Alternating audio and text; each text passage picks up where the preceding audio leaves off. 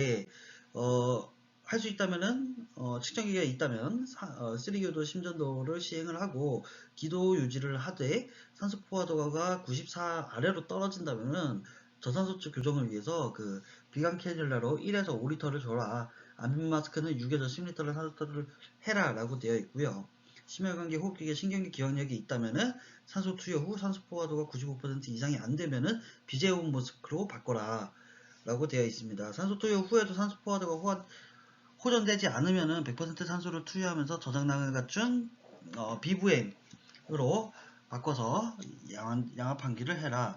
양압환기에도 반응이 없고 의식소실 및 청색증이 심해지면 심정지를 확인하고 기관 내 삽관 혹은 성문의 기도기 유지기를 삽입하여 하고 기본 심폐소생술 및 기도 삽관 등을에 따른 지침을 따른다. 호흡기계 질환자 산소 투여 후 흡입용 기관제를 투여할 수 있다라고 되어 있고요. 보통은 있으면은 1급 같은 경우는 뭐 구급차에 있으면은 바로 사용을 할 수 있고 2급 같은 경우는 환자가 해당 약물을 가지고 있는 경우에는 사용해 볼 수가 있습니다. 심혈관 기억력이 있는 환자한테는 조금 앉은 자세를 취하는 게 도움이 될 수가 있다. 그리고 혈압이 안정되고 의식이 있는 급성 호흡곤란 환자에서는 가스교환을 원활하고 호흡의 부담을 완화하기 위해서 그 CPAP을 좀 적용해 볼 수 있겠다라고 되어 있습니다. 그 주의사항으로는 COPD 환자에서 호흡곤란이 심하다면 단계적으로 저농도에서 고농도를 투여할 것을 권장하고 있습니다. 만약에 전문기도 유지술이 필요하거나 네블라이저 같은 게 필요하거나 활력증후가 불안정할 때에는 이송병원 선정 등을 위해서 직접 의료 지도를 요청하여라 라고 되어 있고요. 중증 호흡곤란의 환자, 중증 호흡곤란의 환자는 의식상태에 변화가 있거나 빈맥 혹은 섬액이 있거나 빈호흡이나 호흡 감소, 청색증, 심한 천명음이 있을 경우에는 가까운 지역 응급의료센터 이상의 의료기관으로 이송함을 원칙으로 하되 지역별 여건에 따라서 의료 지도를 받아서 가능한 가까운 지역 응급의료기관으로 이송할 수도 있다. 여기는 센터 이상으로 가라고 했는데 지역별 여건에 따라서 기관으로 이송할 수도 있다라고 되어 있습니다. 취약지일 경우에는 가까운 응급의료기관 이상의 의료기관으로 이송하라고 되어 있고 이송병원이 선정이 어려운 경우에는 직접 의료지도를 요청하고 지도에 따른다. 경증 환자의 경우에는 가까운 지역 응급의료기관으로 이송을 한다라고 되어 있습니다. 네, 이번에는 중독에 대해서 볼 건데 중독은 신체 기관에 해를 끼치는 물질에 노출되었을 때 발생하고 직업적, 환경적, 유흥적 악용으로 발생한다라고 되어 있고요. 노출 경로는 흡입, 경구, 섭취, 피부, 점막 노출, 주입 등이 있고 중독 후에 의식 변화를 보이는 경우에 저산소증이나 마약성 진통제 중독, 저혈당증, 베르니키다증 등을 고려해야 하고 경험적으로 산소, 난록성, 포도당, 티아민을 투여할 수 있다라고 되어 있습니다. 그래서 임상적인 특징으로서는 그 종류에 따라서 여러 가지로 서술되어 있습니다. 그래서 보시면은 무증상에서 중증의 증상까지 다양하게 나타날 수 있다라고 일단 먼저 되어 있고요. 마약성 진통제인 경우, 교감신경 흥분제인 경우, 그리고 콜린성 약물인 경우, 아제타민노펜 같은 경우인 경우, 그리고 저기 뭐 심장약물에 의한 중독인 경우, 삼환제 항우울제에 의한 그 중독인 경우, 그리고 여기 저혈당 약제 같은 것, 그리고 수면 진정제와 같은 것, 그리고 제초제에 의한 중독, 그리고 CO 중독에 대해서 나타날 수 있는 증상, 부식제 등에 의한 중독도 다음과 같이 나와 있습니다. 그래서 환자 평가 필수 항목이라고 해서 병력 청취 가능한 많은 양의 정보를 얻도록 한다. 중독 물질, 약물의 종류, 노출 경로, 노출된 시간, 다른 노출자는 없는지, 중독의 의도가 사고인지 자살인지 범죄 등인지, 목격자가 있다면 위의 사항을 자세히 물어보도록 하고 현장 정보로서 빈 약물통이나 보관함, 현장의 특이한 냄새, 이상한 물질 등이 있는지 확인하고 환자의 직업이나 취미 등도 파악해보면 좋겠다. 그리고 추가로 유서 등이 있는지도 한번 확인해 본다. 이약 검진을 할 때는 환자의 심폐기능 뭐 A, B, C대로 하면 되겠죠. 그래서 기도, 호흡 상태, 순환 상태 등을 확인을 하고요.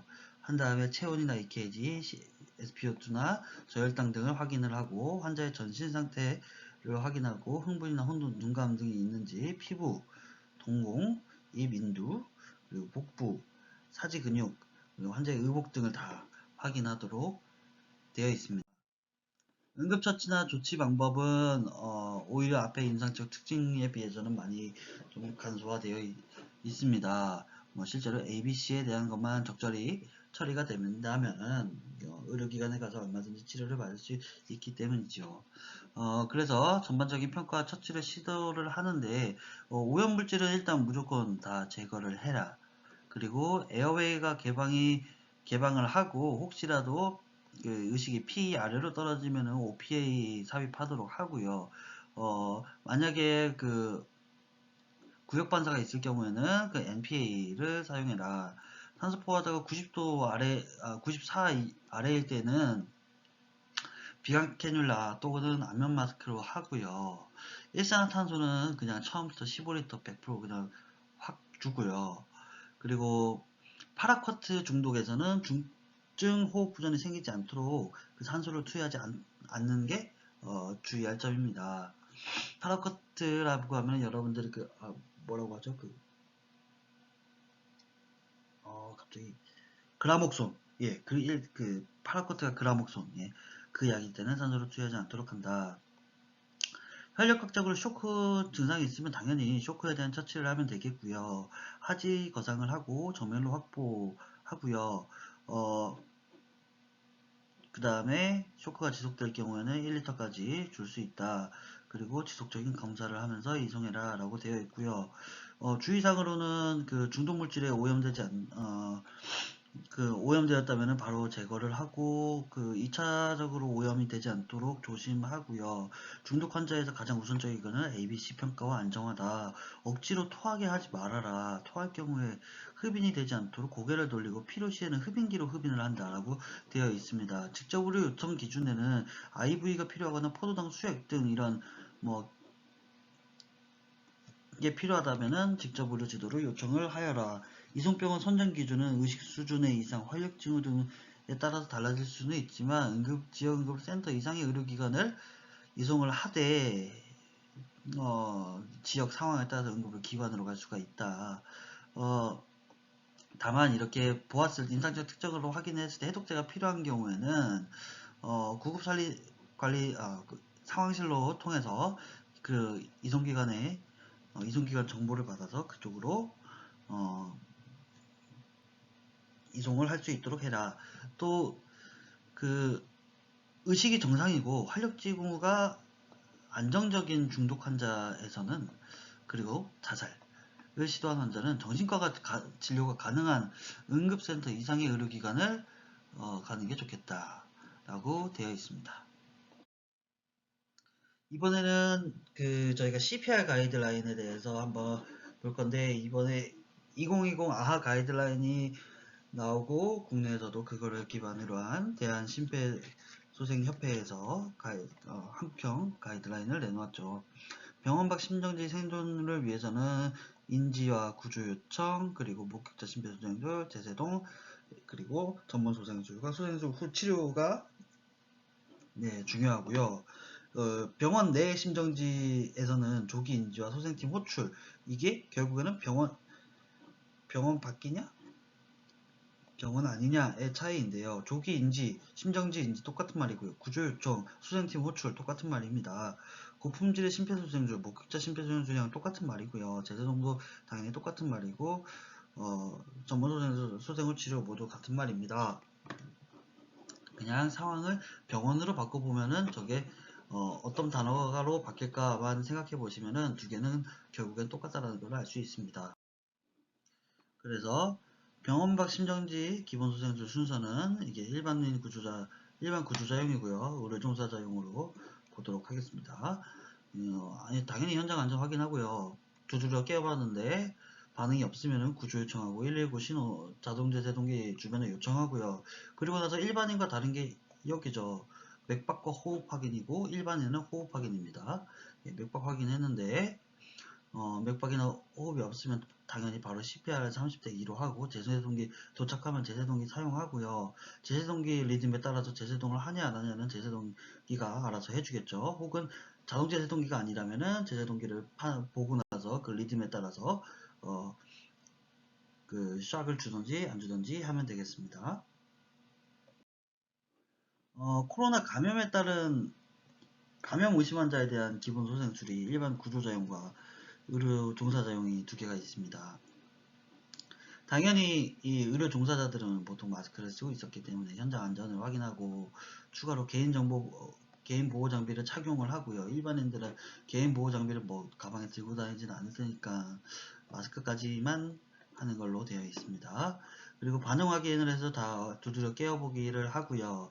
그리고 구조 및 제재동기 요청은 다 똑같고요. 여기 보시면은 구급 상황위원회 조언에 따라 행동.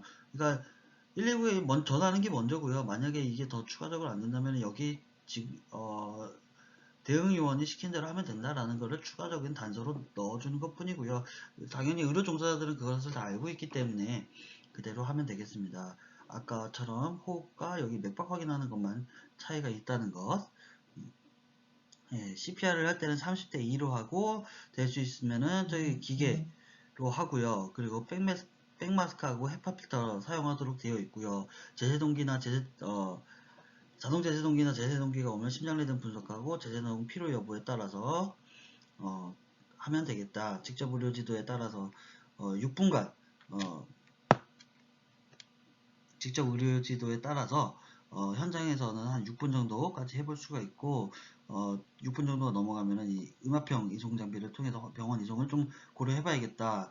그리고 구조자는 심폐소생술 후 즉시 개인 방역을 실시하고 격리 및 코로나 검사를 해야 한다라고 되어 있습니다.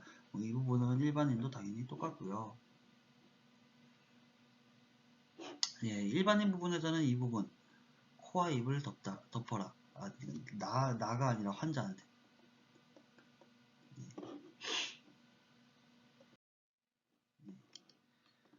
전문 소생술입니다. 그래서 이 병원 내 심정지 그리고 병원 밖 심정지 전문 소생술인데요.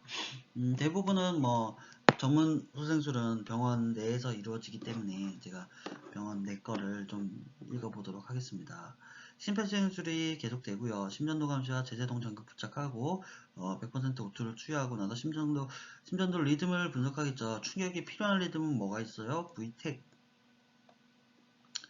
다만 조건이 펄스리스 그리고 VP인 경우는 충격 리듬이 필요한 경우죠. 그래가지고 여기 VP과 무맥성 심실빈맥 펄스리스 V택 제세동을 하고 2분간 심폐소생술을 하면서 투여로 확보하고 투여를 확보하는 대로 에피 1mg을 3에서 5분간 그냥 보통 그냥 4분이라고 외우시면 편해요. 아니면은 3분이라고 하시고 저희가 교대를 하잖아요. 2분마다 그러면 한 번 하고 중간 3분 이게 맞추기 힘들어서 보통 그냥 두 번째 교대 하면 끄는 그 4분 주기로 하는데 뭐 그거는 나중에 선생님들 의료기관에 가서 한번 확인해 보세요. 그 기관마다 조금씩 다르긴 하거든요. 네, 어쨌든 심장 리듬을 이렇게 에피까지 투여하고 나서 2분이 지나면 심장도 리듬을 분석을 하는데 필요 없다 그러면 당연히 이제 쭉 내려가서 순환 회복이 되거나 아니면 심정지 상태이거나 이렇게 되는 경우요. 필요하다 그럼 제세동을 하고 2분간 CPR 하면서 에어웨이 어드밴스드 에어웨이를 하고 ETCO2 하고요. 자, 또 2분 지나고 제세동 하면은 2분간 CPR 하고 이 세 번째쯤에는 제세동을 한 번, 두 번, 세 번 주고 난 후에는 이쯤에서 아미오다론이나 이 원인 교정을 해볼 수 있고요. 아미오다론 같은 항부정맥제를 주거나 원인 진료 같은 걸 할 수 있겠다. 또 리듬을 분석하면서 여기 계속되면은 이 치료를 계속하든지 아니면 에크모가 가능하면 에크모를 하든지 이렇게 되겠습니다. 그래서 충격 불필요 리듬이 되면은 이렇게 순환이 회복된 상태면 당연히 ICU에 올라가고 소생후 치료가 진행이 돼야 되는 거고요.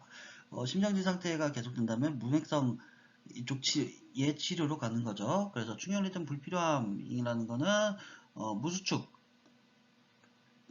AC 스톨 혹은 PA 맥박은 없어요. 맥박은 없는데 이런 V택이 아니라 다른 V택 말고 다른 뭐 사이너스 리듬으로 나타날 수도 있고요.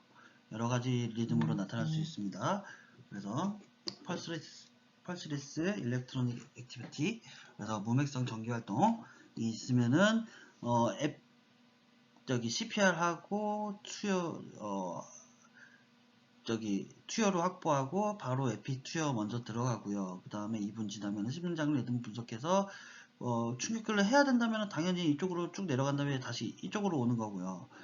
그게 아니다 그러면은 또 필요 없다 그러면은 2분하고 똑같이 여기서 에어웨이하고 ETC 요트 같은 분화 감시 체계를 또 하고 2분 지나면은 리듬하고 세 번째쯤에서도 당연히 여기서는 항구제를 안 넣죠. 여기는 그런 전기 충격 리듬 필요한 리듬이 아니기 때문에 여기서는 가약적 치료 등을 하겠습니다. 그래서 이렇게 쭉쭉 내려가고 만약에 필요가 없다라고 하면은 계속적으로 이 치료를 할 것인지 아니면 에크모 같은 거를 활용을 하든지 해보면 되겠습니다. 병원 밖 심정지도 뭐 특별히 다를 건 없습니다. 그냥 그대로 하면 되고요. 다만 이 제세동 한번, 두 번, 한 세 번 정도 주면은 여기가 처음 시작하면은 여기 2분 CPR, 2분 CPR, 2분 CPR 한 6분 정도 하면은 이제 또 좀 더 고려를 해봐야 될 것 같아요. 그래서 여기서는 10분 정도, 최대 10분까지를 하고요. 만약에 의료지도 하에 이송 여부를 추가로 또 결정을 해봐야 될 것 같습니다.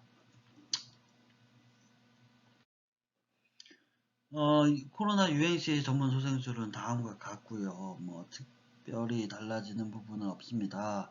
다만 개인 보호 장비 착용, 그리고 소생술 참여 인원 최소화,